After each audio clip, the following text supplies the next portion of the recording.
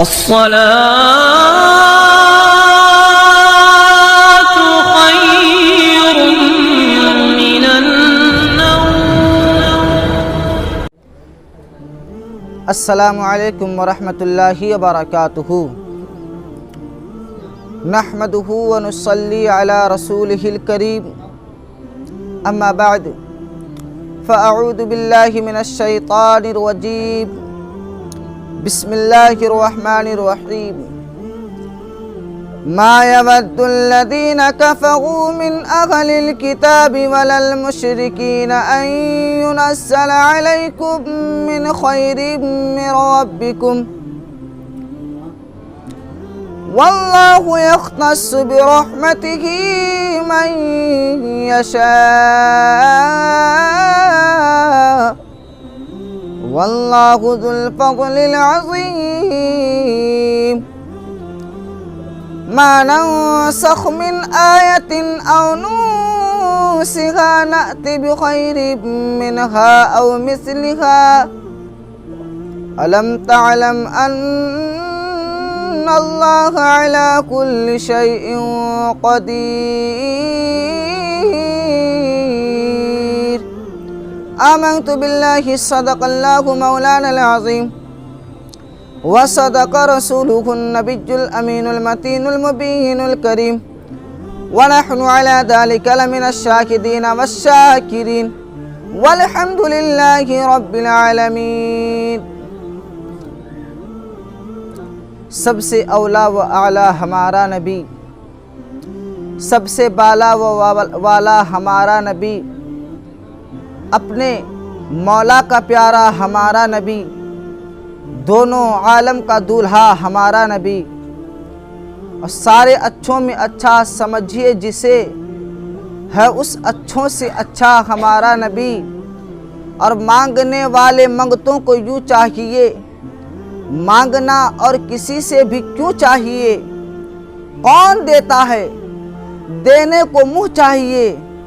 دینے والا ہے سچا ہمارا نبی، دینے والا ہے سچا ہمارا نبی. آئیے حضرات محترم، کچھ عرض و معروف سے قبل بہتر اور مناسب سمجھتا ہوں سب سے پہلے گنبد خضراء میں آرام فرمانے والے آقا، بے قصوں کا کس بے بسوں کا بس، سیاح لامقا مالک انس و جاں، سید المرسلین شفیع المذنبین، طٰہٰ و یاسین مراد المشتاقین، شمس العارفین جان عالمین، سراج السالقین، یعنی جناب احمد مجتبیٰ محمد مصطفیٰ صلی اللہ تعالیٰ علیہ وسلم کی مقدس بارگاہ میں ہدیہ درود کی ڈالیاں نچھاور کریں اور میرے ساتھ درود پاک پڑھیں. اللہم صلی علی سیدنا شفیعنا مولانا محمد وبارک وسلم. صلاۃ و سلام علیک یا رسول اللہ صلی اللہ تعالیٰ علیہ وسلم. میرے آقا علیہ الصلاۃ والسلام کے دیوانوں، ابھی میں نے جس آیت کریمہ کی تلاوت کرنے کا شرف حاصل کیا، اللہ رب العزت قرآن پاک کے پہلا پارہ سورہ بقرہ کی آیت نمبر 105 میں ارشاد فرماتا ہے: ما يود الذين كفروا من اهل الكتاب ولا المشركين ان ينزل عليكم من خير من ربكم والله يختص برحمته من يشاء والله ذو الفضل العظيم.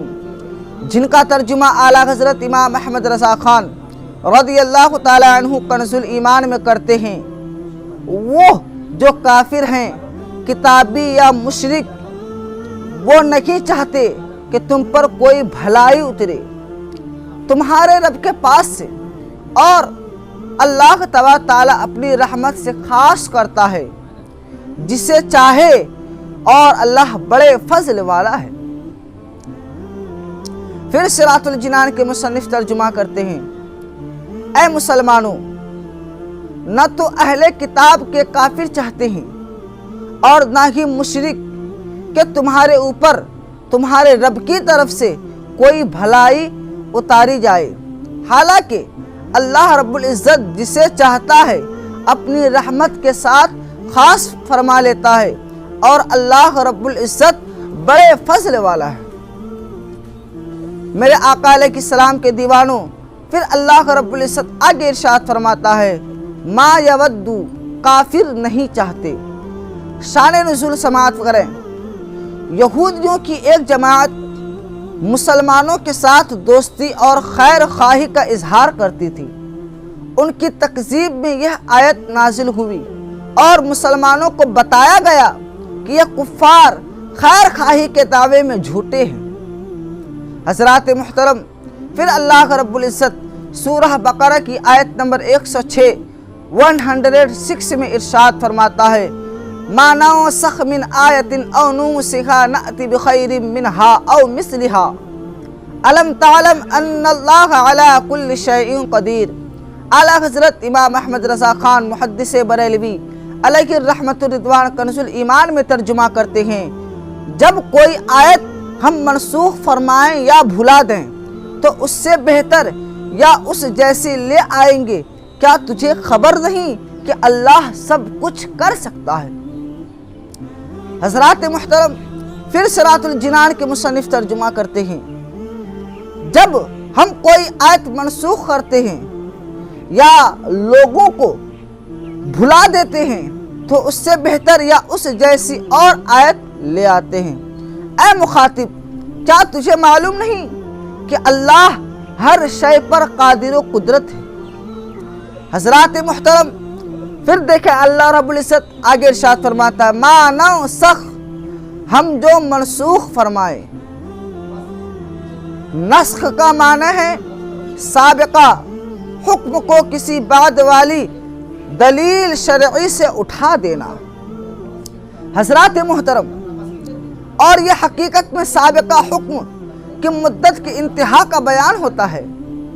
اس آیت کا شان نزول یہ ہے کہ قرآن کریم سے نے گزشتہ شریعتوں اور کتابوں کو منسوخ فرمایا تو کفار کو بڑی وحشت ہوئی، یعنی بڑی گھبراہٹ ہوئی، بڑی بے چینی ہوئی، اور انہوں نے اس پر اعتراضات کیے۔ اس پر یہ آیت کریمہ نازل ہوئی اور بتایا گیا کہ منسوخ بھی اللہ تعالیٰ کی طرف سے ہے اور ناسخ بھی، دونوں عین کی حکمت ہے، اور ناسخ کبھی منسوخ سے زیادہ آسان اور نفع بخش ہوتا ہے۔ لہٰذا قدرت الہی پر یقین رکھنے والوں کو اس میں تردد کی کوئی گنجائش نہیں۔ کائنات میں مشاہدہ کیا جاتا ہے کہ اللہ تبارک تعالیٰ دن سے رات کو، گرما سے سرما کو، جوانی سے بچپن کو، بیماری سے تندرستی کو، بہار سے خزاں کو منسوخ فرماتا ہے۔ یہ تمام نسخ و تبدیل اس کی قدرت کی دلائل ہے۔ تو ایک آیت اور ایک حکم کے منسوخ ہونے میں کیا تعجب ہے؟ نسخ حقیقت میں سابقہ حکم کی مدت کا بیان فرماتا ہے کہ وہ حکم اس مدت کے لیے تھا اور اب وہ مدت پوری ہو گئی۔ صرف یہ تھا کہ ہمیں وہ مدت معلوم نہ تھی اور ناسخ کے آنے سے معلوم ہو گئی۔ کفار کا اعتراض تو جہالت و ناسمجھی کی وجہ سے تھا، لیکن اہل کتاب کو تو کسی بھی صورت اعتراض نہیں کرنا چاہیے تھا، کیونکہ حضرت آدم علیہ السلام کی شریعت کے بہت سے احکام تو وہ بھی منسوخ مانتے ہیں، جیسے بہن بھائی کا آپس میں نکاح۔ یوں ہی یہودیوں سے پہلے ہفتہ کے دن دینوی کام کا حرام نہ تھے، ان پر حرام ہوئے۔ نیز توریت میں ہے کہ حضرت نوح علیہ السلام کی امت کے لیے تمام جانور حلال تھے۔ حضرت نوح علیہ السلام کے لیے تمام جانور حلال تھے، جبکہ حضرت موسیٰ علیہ السلام پر بہت سے حرام کر دیے گئے۔ ان تمام چیزوں کے ہوتے ہوئے نسخ کا انکار کس طرح ممکن ہے؟ میرے آقا علیہ السلام کے دیوانوں، جس طرح کوئی آیت دوسری آیت سے منسوخ ہوتی ہے، اسی طرح حدیث متواتر سے بھی آیت منسوخ ہوتی ہے، اور کبھی صرف تلاوت منسوخ ہوتی ہے اور کبھی صرف حکم منسوخ ہوتا ہے، اور کبھی تلاوت و حکم دونوں منسوخ ہوتے ہیں۔ بہقی شریف میں ہے کہ ایک انصاری صحابہ رات کو تہجد کے لیے اٹھے اور سورہ فاتحہ شریف کے بعد جو سورت ہمیشہ پڑھا کرتے تھے ان کو پڑھنا چاہا، لیکن وہ بالکل یاد نہ آئی اور سوائے بسم اللہ الرحمن الرحیم کے کچھ نہ پڑھ سکے۔ صبح کو دوسرے اصحاب یعنی دوسرے صحابہ سے اس کا ذکر کیا تو ان حضرات نے فرمایا ہمارا بھی یہی حال ہے، وہ صورت ہمیں یاد آئی نہیں اور اب ہمارے حافظہ میں بھی نہ رہی۔ سب نے بارگاہ رسالت معاف صلی اللہ تعالی علیہ وسلم میں واقعہ عرض کیا کہ یا رسول اللہ، یا حبیب اللہ، یا نبی اللہ صلی اللہ تعالی علیہ وسلم، تو میرے آقا علیہ الصلوۃ والسلام نے ارشاد فرمایا آج وہ صورت اٹھا لی گئی۔ اللہ، آج وہ صورت اٹھا لی گئی، اس کے حکم و تلاوت دونوں منسوخ ہوئے۔ جن کاغذوں پر وہ لکھی گئی تھی ان پر نقش تک باقی نہ رہی، یعنی کچھ لکھاوٹ بھی باقی نہ رہی۔ حضرات محترم، پھر آگے ارشاد فرماتا ہے نأتی بخیر، بہتر لے آئیں گے، یعنی اس سے بھی بہتر ہم لے آئیں گے۔ فرمایا کہ ہم کسی آیت کو منسوخ فرما دیں یا بھلا دیں تو اس کی جگہ زیادہ آسان، اس کی جگہ زیادہ آسان اور زیادہ ثواب والا کم از کم پہلے والے حکم کے برابر حکم لے آئیں گے، اور پہلے سے بھی زیادہ سہولت والی کے مثال ہے جیسے پہلے 10 گنا تک کے لشکر سے جہاد کا حکم تھا، پھر صرف 2 گنا تک کے لشکر سے جہاد میں ڈٹے رہنے کا حکم نازل ہوا۔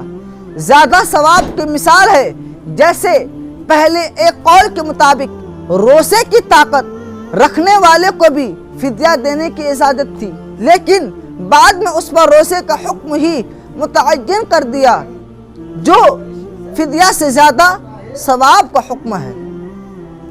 سہولت میں برابر کے حکم کی مثال جیسے بیت المقدس سے پھیر کر خانہ کعبہ کو قبلہ بنا دیا گیا، حالانکہ دونوں کی طرف منہ کر کے نماز پڑھنے میں برابر درجے کی سہولت ہے۔ حضرات محترم، آج میں اپنی باتوں کو یہیں پہ ختم کرتا ہوں اور دعا کرتا ہوں رب قدیر کی بارگاہ میں مولا ہم سبوں کو کہنے سے زیادہ سننے پر عمل کرنے کی توفیق عطا فرمائے، اور ہم سبوں کو قرآن پاک اور حدیث پاک کے بتائے ہوئے دین پر چلنے کی توفیق عطا فرمائے، اور میرے آقا علیہ الصلوۃ والسلام کے نقش قدم پر ہم سبوں کو اپنی زندگی گزارنے کی توفیق عطا فرمائے، 5 وقتہ باجماعت نماز پڑھنے کی توفیق عطا فرمائے، قرآن پاک اور حدیث پاک کو زیادہ سے زیادہ پڑھنے اور اس کو دوسرے تک پھیلانے کی کوشش عطا فرمائے۔ اور جو حضرات ابھی تک ہمارے چینل کو سبسکرائب نہیں کیے ہیں، میں ان سے گزارش کروں گا کہ آپ اگر روزانہ درس قرآن و حدیث سننا چاہتے ہیں تو ہمارے QRR کے آفیشیل چینل کو سبسکرائب ضرور کریں۔ وما علینا الا البلاغ۔ السلام علیکم ورحمۃ اللہ وبرکاتہ۔